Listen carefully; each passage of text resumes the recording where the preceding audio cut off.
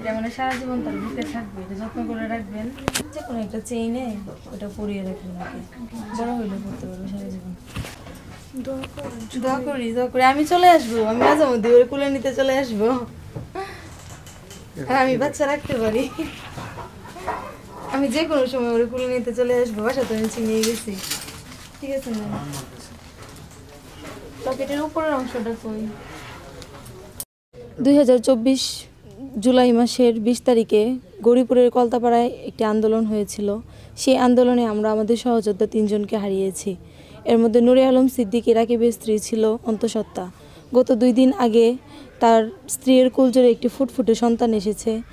আমরা এখন তাকে দেখতে এসেছি।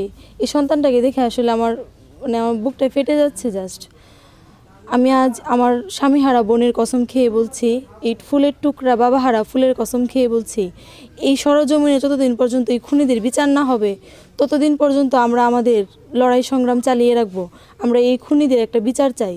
আর যারা এই আওয়ামী লীগকে পুনর্বাসন করার চেষ্টা করছেন তারা অন্তত এই ফুলের টুকরার দিকে তাকিয়ে হলেও পিছুপা হবেন, তাদেরকে পুনর্বাসন করার চেষ্টা করবেন না। আমি বৈষম্য বিরোধী ছাত্র আন্দোলনের সাধারণ শিক্ষার্থী মেহেদী হাসান।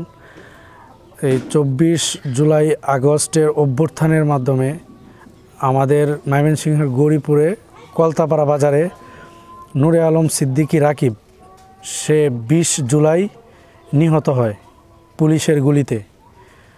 তার একটি ফুটফুটে বাচ্চা হয়েছে, কন্যা সন্তান। তার জন্য সকলে দোয়া করবেন।